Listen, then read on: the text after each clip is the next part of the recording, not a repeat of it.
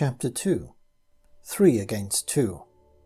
The sun rose and set 3 times and brought fair weather, so fine that the 3 young men found it more pleasant to walk out of doors than remain in the scientifically correct climate of the laboratory. Spring dawned in those 3 days, and leaves sprouted, but it was too late to save the tropical vegetation killed by the severe winter.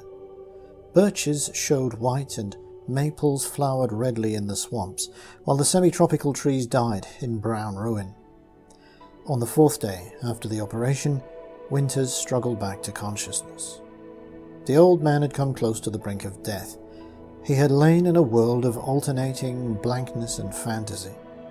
In his dreams he lived once more in New York of the 20th century, and saw anew those dear familiar faces long dead. His first emotion upon opening sane eyes was one of melancholy for all that had passed. Never more could he visit scenes of the old days. Yet, he reflected, what really did it matter to him who was, in turn, so soon to die? What was it the young biologist had said, that he would make no more time journeys? Well, he still knew nothing of the present age. He felt stronger somehow, and a trifle impatient at lying on this cot inactive. Strange, though, how vigorous he felt. Up he rose, and would have dressed, but found no clothing, so he drew a sheet over his shoulders and walked to stare through the window at the glorious sunlit sky and the trees sprouting new growth. He turned suddenly at the sound of someone entering the room. It was a rosy-cheeked youth, far too fat, with dark brown skin that glistened as if newly stretched over the plump cheeks. He stared unbelievingly a moment. "Winters," he cried at last, "by all that's wonderful, you look like a new man." "I'm afraid I don't know you. How do you know my name?" "Oh, that's right, I am Pondero. I was operated on the same day as you were, and look at me. I don't feel a day over 20. Winters stared. "Why should you?" "What are you talking about, man? I'm 70 years old. But you don't know. Oh, this is glorious. No one has told you about your operation?" "My operation?" But his acquaintance had rushed from the room, waving his hands wildly above his head. Winters was still staring at the door when he returned, accompanied by Poncheon, Fastak, and Mintal. Pondero carried a mirror. "Look at yourself, Winters," he cried as he thrust it in his hands. And Winters looked. He saw the face he had almost forgotten, the face of himself as a young man. The nose was flesh here, the eye brighter and somehow changed. Here and there a few lines remained, the marks of experience never to be effaced. Unbelieving, he gazed at the darkened hair, the plump neck, and felt the firm rounded muscles on his arms. He looked up wonderingly at 4 amused faces. A wild thrill of hope, so vague that he could scarcely define it, surged through him. What had Ponceon said about immortality? He licked his dry lips. Did you make me immortal?" Ponceon laughed loudly. "Better than that, Winters. We made you young." "But how? What possible means could you employ?" "It is simple. Even in your day it would have been simple, tedious perhaps to work out, but simple in theory. We hybridized your cells." "What do you mean? Do you understand biology at all?" "I did in my own day, what was then known." "You know, then, that a race of cells, or of any other protoplasmic life, tends to thin and die out after a certain length of time. It is usually accompanied by, or measured by, the amount of inorganic matter in the physical content. You also know, for it is an ancient principle, that to infuse new life into the old is to cause a new hybrid race to start, a young race, with its full life cycle before it." Winters frowned reflectively, then he nodded. "There are 270 species of cells in the body of types sufficiently differentiated to stand systematic classification. In this laboratory we have cultures of every one of them growing in test tubes. All we did to you, and to Pondero, was to insert in its proper place in your bodies a small particle of each of the 270 types of cellular tissue. Nature has done the rest, and your entire body is now made up of new, fresh, vigorous cells. I said it was simple." And he looked smilingly around at his companions. "Great heavens! And when we once more become old?" "We do it again."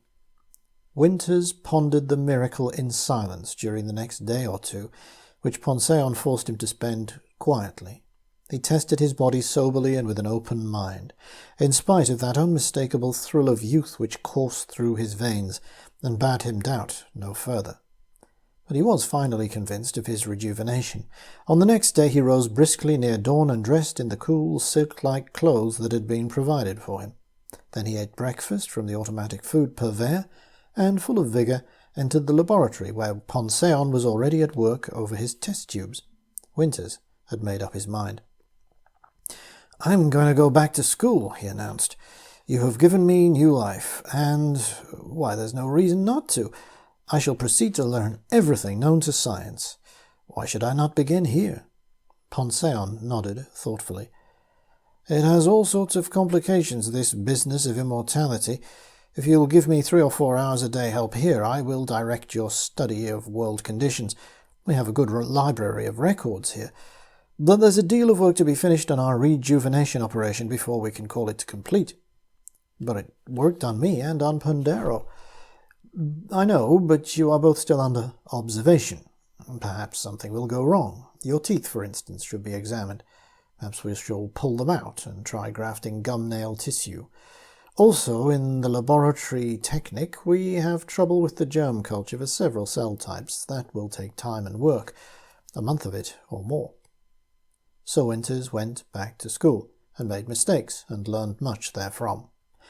In off times he sat by the hour in the library looking and listening to the records. Science, history, travelogues, and philosophy.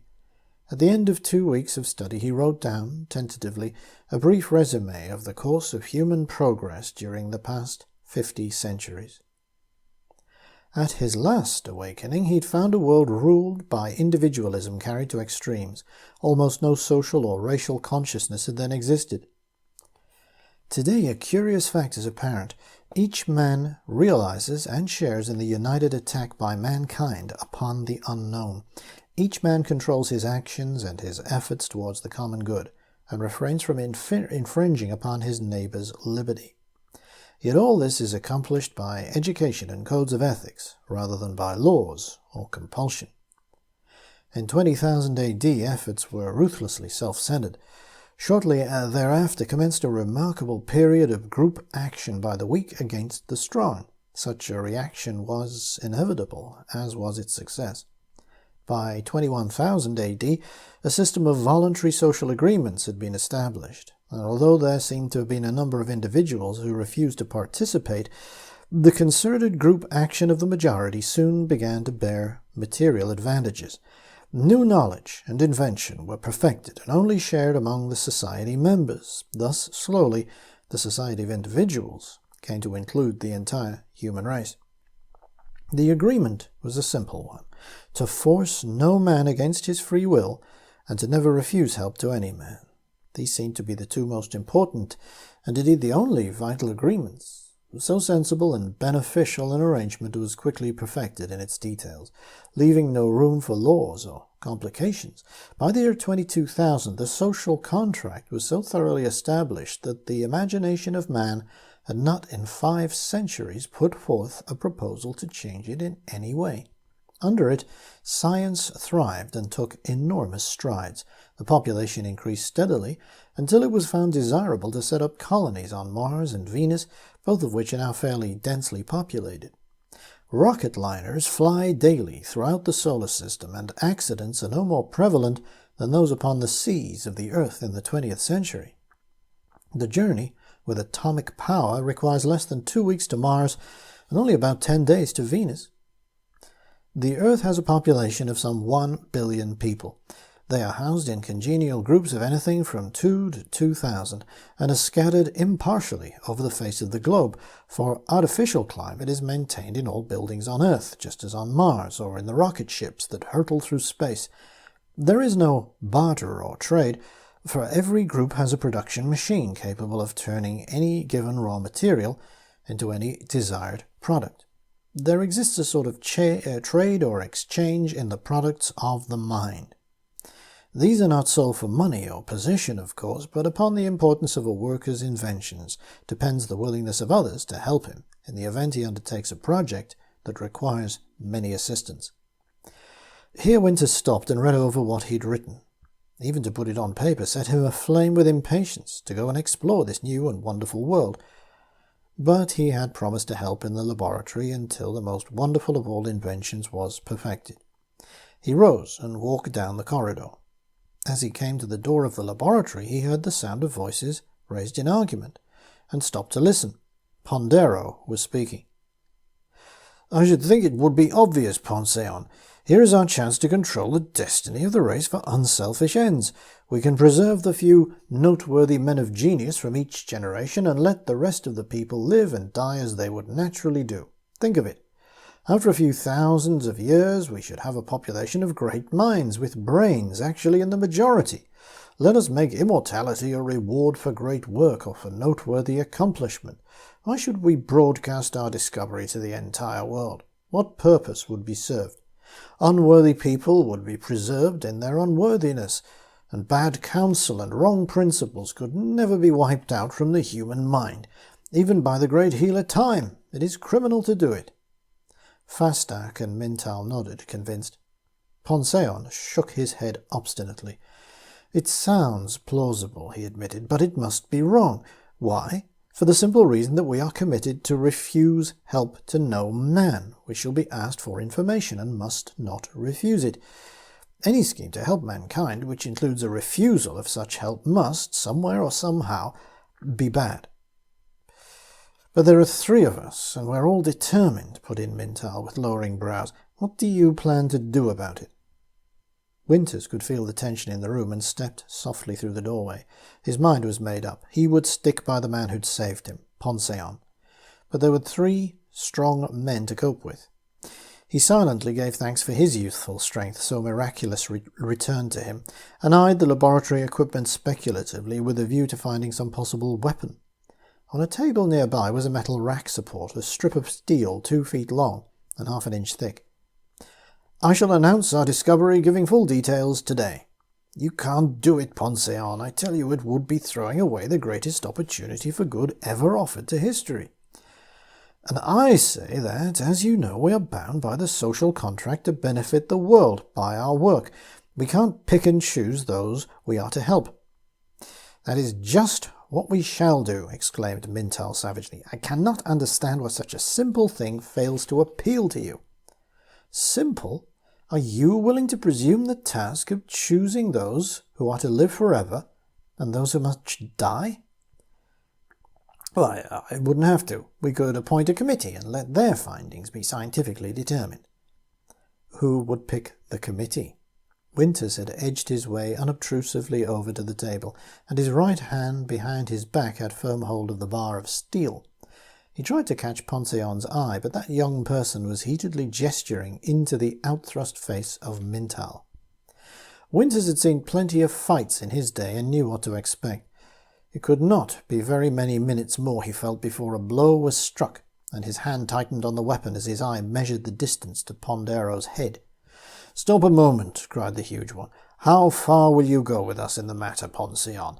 Will you even hold back your announcement until you're asked by someone for the information? What I mean is, would you be willing to let us go ahead for the present, operating only upon old men of known worth and intelligence? Then if someone hears about the operation and asks you, we could grant him the secret, on condition that he keep it to himself. Now surely that's not too much to ask." "It sounds very plausible, Pondero, but it's just as wrong one way or another." "But that would not be refusing help." "It would be withholding help, though. The human race is under sentence of death, individually speaking. We live out our lives waiting for the stroke of fate that shall stop our being. We are in need of help that our lives may be saved. Even as I speak, 100 people die somewhere on the earth. In the next moment another 100 breathe their last. I must save them from that fate, and as quickly as I can. For the last time, Ponceon, are you going to be sensible about this thing or not, with 3-1 against you?" "The majority does not make right, Pondero. I tell you once more that I shall announce our discovery this noon," and he shook a clenched fist under Pondero's face. "Besides," Winters put in quietly, It's 3 against 2, if you don't mind, and I have another argument here with me." He produced his weapon from behind his back. "An argument?" said Fastac, frowning. "I don't understand." The others looked puzzled also. Winters began to wonder if he could possibly have overestimated the value of human strength. Perhaps these supermen of the 250th century had powerful weapons concealed on their persons. "I shall use this argument of steel on the man who interferes with Ponceon," he said stoutly. The 4 men stared at him in surprise. Then Mintal's satanic face worked furiously, and his shoulders moved convulsively. Winters half raised his bar, expecting attack, when Fastac's roar of laughter cut the tension of the room flatly. The other 3 joined him, even Ponceon. He, indeed, doubled up with mirth, gasped out, "Oh, Winters, what a quaint prehistoric notion. Did you think that they were... Oh, this will kill me. You thought that they would strike me?" In great confusion of mind and with scarlet cheeks, Winters stammered out his apologies. They paid no attention whatsoever to him. As silently as he had entered, he left the laboratory and shut himself up in his room. At noon, he came out and went once more to the laboratory to find the 4 gathered in front of a flat board set with instruments. "I warn you, you will regret this, Ponceon," said Pondero in a severe voice. But Ponceon, calmly and steadily, completed his preparations, and in a clear, firm voice proceeded to make the announcement to the world that has since become considered a classic in the annals of human history. And Fastac, Mintal, and Pondero stood by, frowning at first, but as the inquiries began to come in over the receiving V-scope, and congratulations and excited applications for treatment filled every recording spool in the laboratory, their brows became smooth, and they joined in the thrilling work of humanity's reprieve from its age-old enemy, death. Soon the quiet little laboratory became the scene of mass colonization. Before long, 10,000 airships had landed, and V-glass housing structures were commencing to rise. A city of 500,000 inhabitants was soon in existence, and biologists thronged the laboratories as the great labour began. In all this, Winters was left almost entirely to himself, and walked about examining and studying people and things with great interest. One day he found Fastac and Mintal in a recreation room, talking to a group of attractive young girls, and they called him in.